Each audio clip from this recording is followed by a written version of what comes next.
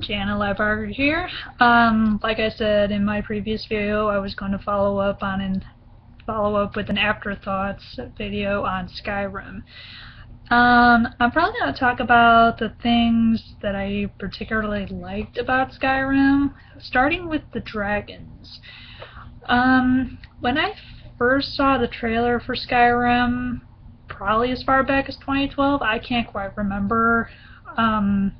Might have actually been Tobascus's literal trailer, which is very funny. You ought to check it out. Tobascus is hilarious with his literal trailers. But depending on how I just saw it, I thought, great, another game where the dragons are portrayed as evil. And I know that seems to be almost the status quo for European dragons in particular. But when I started playing Skyrim for myself, and when I first met Paarthurnax, I was pretty much taken aback. I was pleasantly surprised, and Paarthurnax has become my absolute favorite dragon character. I even affectionately call him my friend and mentor, because that's pretty much what he is. And because I love him so much, I have never done the Blades questline, because in order to start that off, you have to kill him. And I'm like, nope. If the Blades really want to try anything, they can do it, but I will not end the life of my friend and mentor. I pretty much like all the dragons that are named and are highly involved with you, like Durnevere and Odahviing. Durnevere, I pity a great bit, because when you meet him in the Dawnguard DLC, or if you have the Skyrim Legendary Edition for the PS3, or the PC, I think it was also released for, you meet Durnevere in the Soul Cairn, and you learn his backstory. Apparently a race of beings known as the Ideal Masters tricked him during the Dragon War. He sought knowledge, I believe, and he got involved with the Ideal Masters, who promised him knowledge if he were to protect the life of Serana's mother. But they didn't tell him that she was a vampire. The deal was that he would gain knowledge and if he protected her in the Soul Cairn until the day she died. But they didn't tell him that she was a vampire and therefore wouldn't die. So he pretty much got screwed over pretty well, and by the time you meet him, he's been in the Soul Cairn for so long that he can't fly the skies of Skyrim for very long, otherwise he'd perish. He'd have to fade back to the Soul Cairn just to stay alive. Odahviing, I really like. He's pretty snarky when you first meet him. He was Alduin's lieutenant, one of his lieutenants in the Dragon War, along with Paarthurnax, who was his second in command. And when you first call him in that part of the main quest line, he could not resist his name being called, and he was pretty snarky about it. Even after he was caught, he didn't really seem all that worried.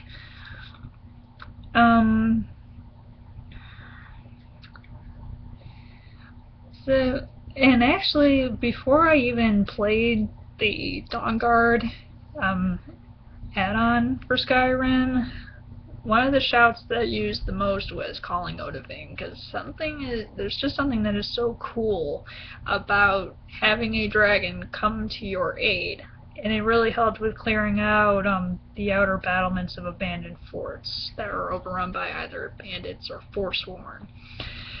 And after I played through the Dawnguard even further and met Durnevere, I really pitied him, and he became like one of my favorite summons to use.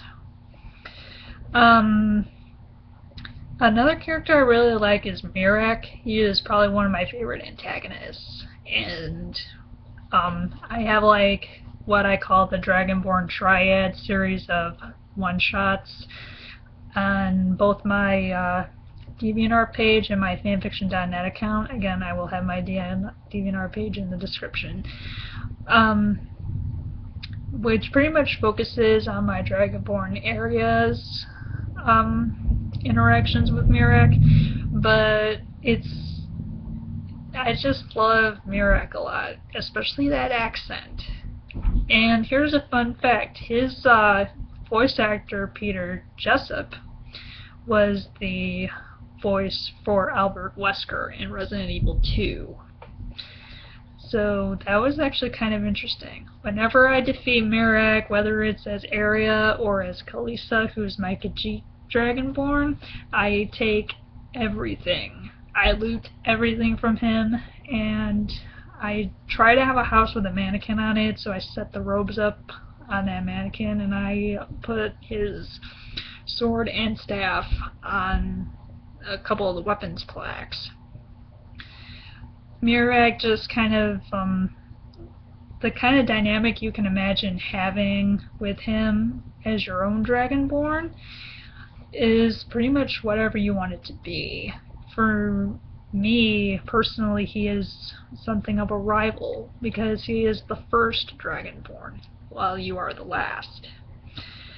I think it's kind of interesting how, even though he was a known dragon priest during the Dragon War, Haken and the other ancient Nord heroes, actually went to him for help to stop Alduin. But he didn't do so. He decided to forego that. We don't exactly know how he came to discover his powers as the Dragonborn, but I would assume that a dragon probably fell on Solstheim long ago, and when he went to inspect it, he probably inadvertently absorbed that soul and discovered that he had the power to slay dragons and absorb their souls and kill them permanently. Thus, he became known as the traitor to the dragons. Alduin is a pretty interesting antagonist himself because of his supposed role in the world in and of itself. According to the lore, Alduin's position as the World Eater is actually a necessary one. He has to devour the world so the new one can take its place. But somewhere along the line he lost sight of that duty that he was supposed to do and wanted to rule the world instead. I know that the Skyrim wiki says that you really can't take his claims of being Akatosh's firstborn seriously, but in my opinion, Alduin doesn't really seem to be the kind of dragon that would brag about something like that, even just to make himself better, because he's very self-assured in his power, and because it seems like all other dragons came after his creation. And if he was not created by Akatosh, then where did he come from? But that's really just my opinion. I also equally think that he would be prideful enough to claim to be the son of a god, like Akatosh. One thing that I liked about Alduin's appearance, aside from being a black dragon, were his horns.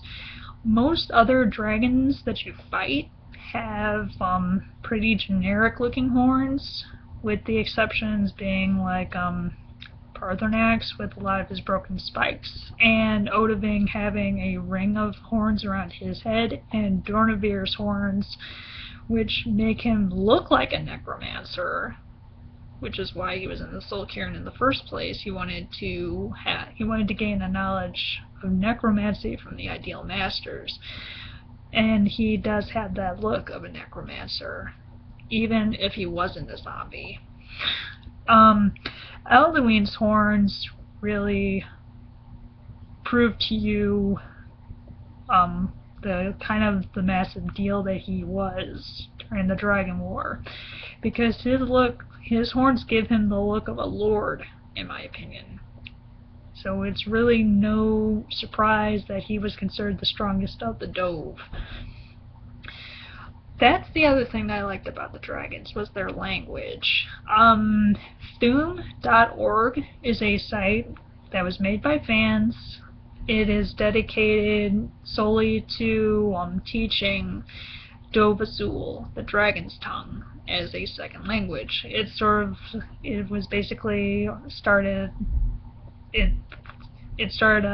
off to be sort of the same deal with Klingon from Star Trek and the Elvish languages of J.R.R. Tolkien. I know a little Dove Azul, and my Skyrim one-shots actually have Dove Azul sprinkled in them here and there, especially when Arya is dealing with the dragons.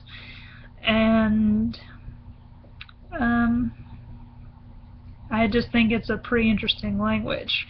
The funny thing about Alduin is that he makes a relatively interesting language sound almost like Black speech when he speaks in it. Black speech, again, being another language from Tolkien in his Lord of the Rings novels and such. It's kind of interesting how when you defeat Alduin for the last time in Sovngarde, you don't absorb his soul. As a matter of fact, nothing of him remains after that. So it's pretty much a promise that Alduin isn't finished yet. He'll eventually return to do what he was created to do, which was to be the World Eater.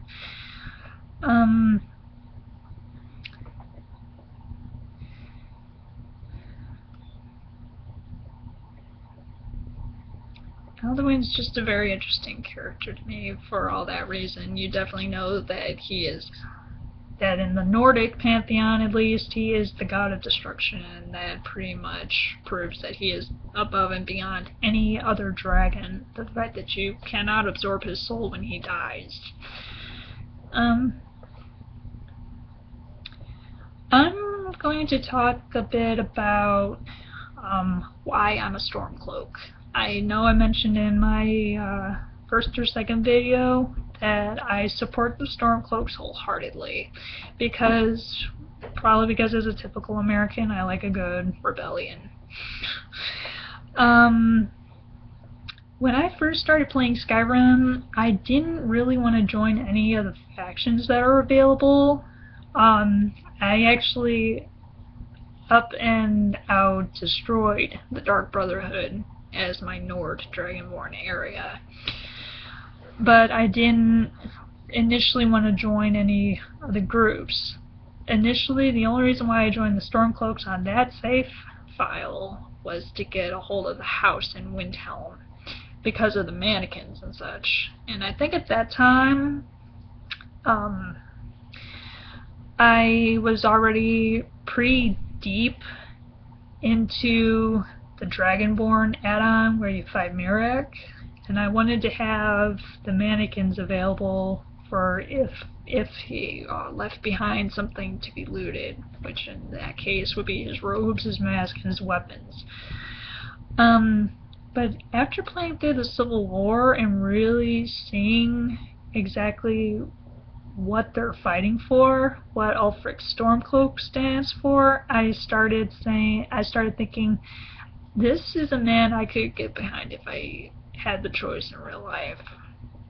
I also say the same thing of Ieyasu Tokugawa from Sengoku Basara. He is the kind of man I would follow. So when I started my second save file as a Khajiit named Kalisa, I jumped on board again with the Stormcloaks, and then this time I also did the Thieves Guild questline and the Dark Brotherhood questline. My Thieves Guild questline on that game is not complete because in order to finish it, you have to give up the you had to give up the skeleton key, which is the Daedric artifact from Nocturnal, and because it's an unbreakable lockpick, I don't think I could part with it, because my lockpicking skill set isn't very strong. And so I guess whenever I feel like the skeleton key has outlived its usefulness, depending on how more involved I get with the game, especially now that I'm on an Assassin's Creed high, I'm probably gonna end up leaving the Thieves Guild unfinished because of that skeleton key. The Daedric Princes, I definitely hate Hermaeus Mora the most out of all the ones that I've dealt with, because Hermaeus Mora pretty much ruined a lot of things. It doesn't help that he looks like something out of the Cthulhu mythos, but I just don't like him, especially because during the final fight with Miraak, you're not the one who strikes the final blow. Hermaeus Mora shows up and stabs him in the back, and I think it was fighting him for the first time and seeing that happen that kind of made me a bit of a fan of Miraak in general, because I'm thinking, why? Why would you do this, Mora? Because his life was mine to take.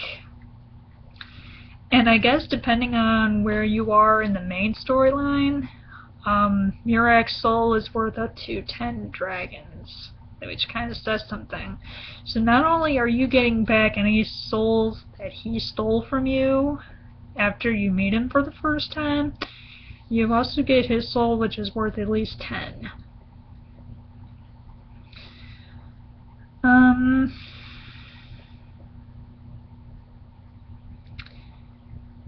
Yeah, getting sidetracked with that.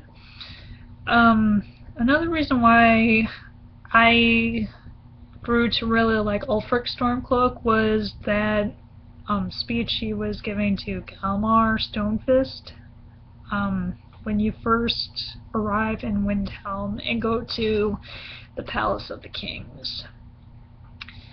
To me, his speech seemed to tell me that he fights so that nobody else has to. Even though, when you really get down to it, even after the Civil War is over, there's still another war to come against the Aldmeri Dominion, because they're not just going to let Skyrim off that easily. And part of the reason why Ulfric fought was not only to separate Skyrim from the rest of a admittedly dying empire, but also because the Great War 30 years prior led to the outlawing of Talos worship. Talos was a massive hero to the Nords, and he pretty much became a god according to them. So to have that figure outlawed was pretty much enough to sow the seeds of rebellion. I know Ulfric served in the Imperial Legion during the Great War, so after all the suffering that he went through during the Great War and during his imprisonment by the Thalmor, it makes perfect sense that he would rebel. I remember saying in my first video that a lot of people don't like Ulfric because of supposed racism and such, which I've already said was nothing that he did. The reality for the Dunmer and the Argonians had been a reality even before he took the throne as Jarl of Windhelm and Eastmarch. But a lot of people seem to have a problem that he doesn't really seem to be doing anything for his city. But like I said in that video, when you have a civil war going on or something that big going on, you had to focus on the big picture threats, which was the Imperial Legion and the Aldmeri Dominion and the Thalmor going around and killing people for worshipping Talos. The problems that Windhelm has in comparison to that are small picture problems, and if you have a big picture threat going on, you're not going to focus too much on small picture problems in your own city. Skyrim is not modernized like our world is, where our governments can focus on both at once. It's a world that is pretty medieval. They have to focus on either one thing or the other, and because the fate of Skyrim itself being at stake with the Civil War,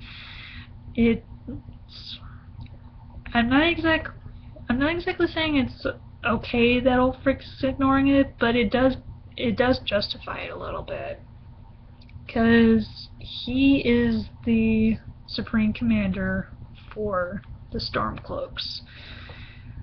And I would like to think that after the Civil War is over and he returns to Windhelm to wait for the Moot to name him High King, that he would start focusing a little bit on the problems in Windhelm. I don't know if this is true or not, but I think I remember reading somewhere that the reason why the Argonians are not allowed in the city is because they don't get along with the Dunmer at all. So really the separation there is probably just to protect both parties. And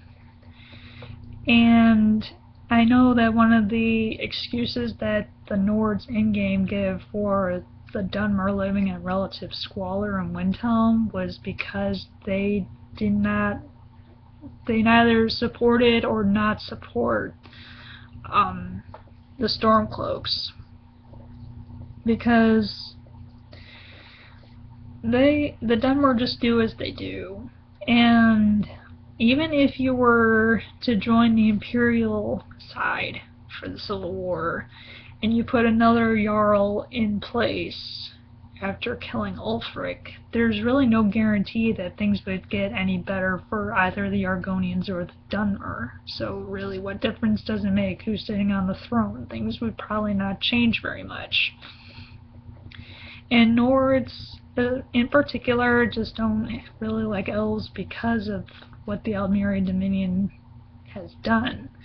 I think the Dominion is only made up of the Altmer and the Bosmer, as well as the Khajiit, but for some Nords, elves are elves.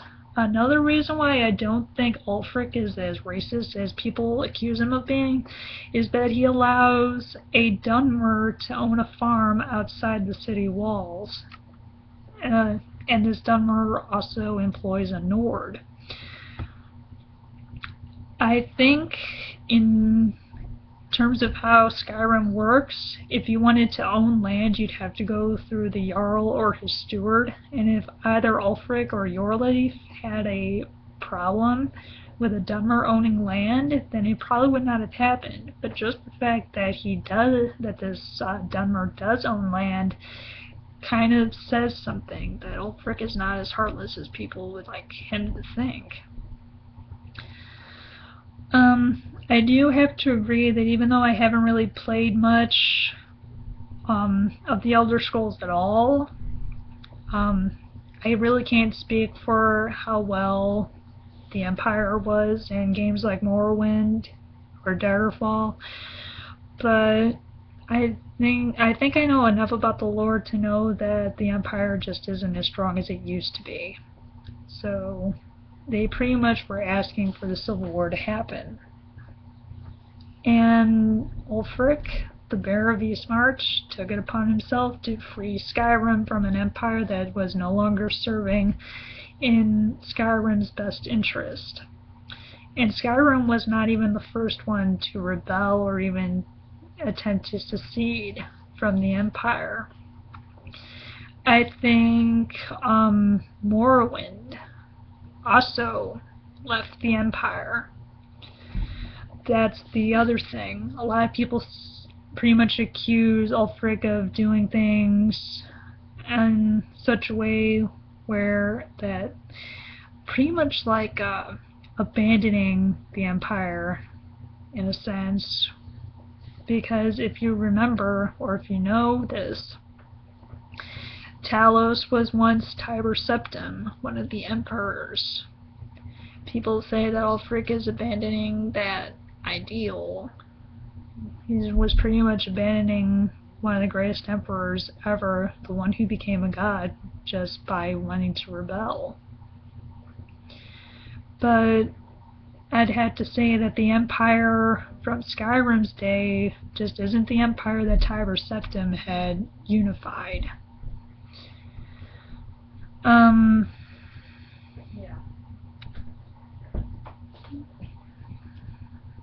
Yeah, I'm probably gonna end that there. I was probably gonna talk about the sort of builds that I do in Skyrim, but that'll probably be for like another time. I don't know when I'll do another Afterthoughts video or what the subject matter will be about, but if you've been checking out my DeviantArt page and you've seen some of my original stuff, I think I have a one-shot in mind that is going to detail something about a particular character. My Skyrim one-shots, they're not really in a particular order, so to say, but I've also noticed that as I wrote them that they seem to fall into a bit of a timeline. The best place to find the best lineup to read those would probably be on my fanfiction.net account, and I'm also going to put a link there. I totally forgot to do it the last time. So I will have both those links in the description, and I will see you next time. This is Jana, signing out until next time. Later.